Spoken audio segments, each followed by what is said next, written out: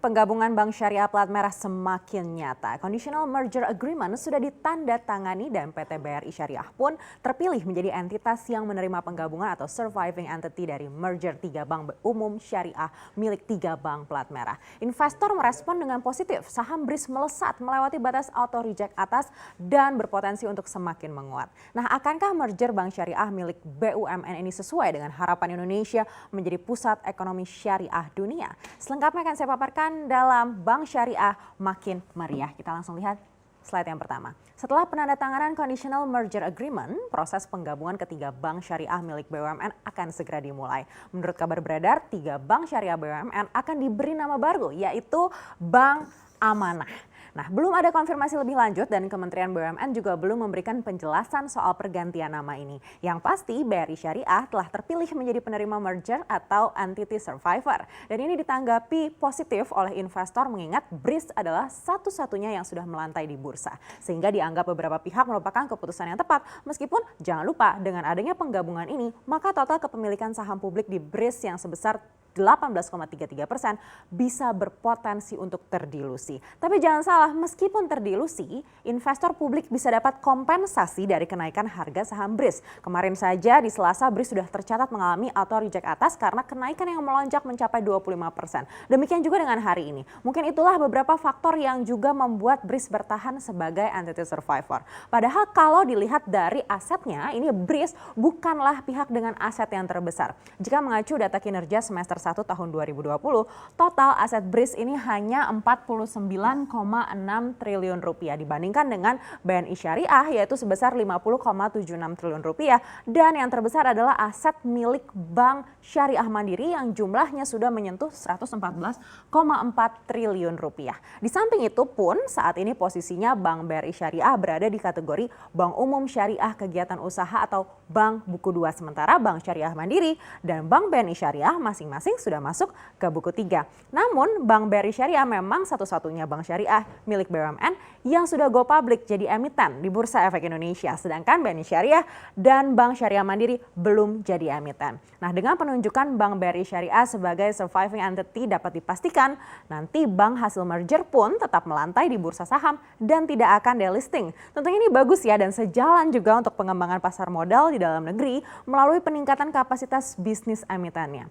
Nah, tidak hanya sampai sini karena merger 3 bank syariah milik BUMN ini barulah tahap pertama. Kenapa? Karena juga akan bergabung satu bank BUMN lainnya yakni PT Bank Tabungan Negara atau BTN dengan unit usaha syariahnya tapi memang belum spin off. Jadi kita bedakan ya dengan posisi 3 bank syariah lainnya yang sudah berdiri sendiri sebagai bank umum syariah. Namun jika ke depan UUS BTN juga dapat bergabung, tentunya peluang pengembangan bisnis dan aset dari bank syariah milik BUMN hasil merger akan lebih besar lagi. Nah, ini kita tunggu saja nanti bagaimana tahapannya ke depan. Namun untuk saat ini dipastikan oleh pihak 3 bank BUMN bahwa penggabungan 3 bank syariah akan membuat bank hasil merger bisa berada di posisi ke-7 atau 8 di Indonesia di tahun 2021. Tidak hanya itu, bank hasil merger ini berpotensi masuk 10 besar bank syariah terbesar di dunia kalau dilihat dari kapitalisasi pasarnya.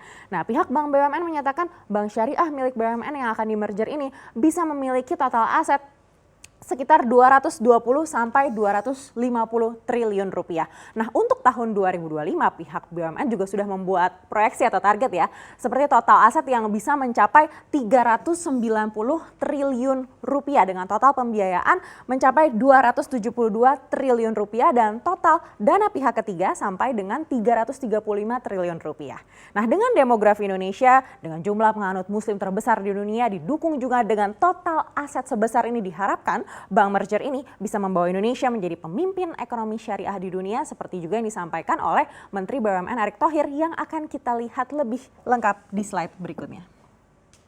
Jadi dengan harapan proses legal bank merger syariah milik BUMN ini bisa rampung di Februari 2021, Erick menargetkan Indonesia menjadi pusat ekonomi dan syariah dunia menyalip negara-negara lain yang sebelumnya sudah lebih dulu merebut pasar ekonomi syariah dunia. Saat ini meskipun Indonesia memiliki penduduk muslim terbesar di dunia yang menurut situs World Population Review tercatat ada 229 juta penduduk muslim di Indonesia, tapi dibandingkan dengan negara Islam lainnya, Indonesia masih tertinggal. Sebut saja kalau di ASEAN kemudian ini masih ada Malaysia yang total penduduk muslimnya ini sebenarnya hanya 16 juta penduduk saja. Tapi Malaysia memiliki 16 bank syariah dengan aset mencapai lebih dari 2.789 triliun rupiah. Memang perbankan syariah di Malaysia ini dimulai lebih dulu sejak tahun 1983, sedangkan di Indonesia baru mulai di tahun 1991. Tapi dengan kekuatan dan keseriusan pemerintah, bisa jadi Indonesia merebut pasar syariah yang selama ini dikuasai Malaysia. Dan memang persaingan untuk menjadi pusat ekonomi syariah dunia tidak hanya dengan Malaysia, tapi juga ada beberapa negara Islam dunia. Siapa saja?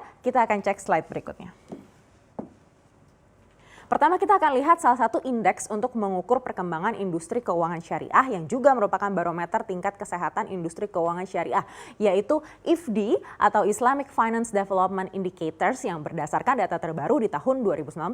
Ini mencatatkan Indonesia di peringkat keempat, dinilai dari pertumbuhan kuantitatif, pengetahuan, tata kelola, kesadaran, dan juga CSR atau Corporate Social Responsibility. Nah, dalam indeks ini Malaysia menduduki peringkat pertama, Bahrain di posisi kedua, lalu ada Uni Emirat Arab di posisi ketiga, lalu setelah Indonesia ada Arab Saudi di posisi kelima.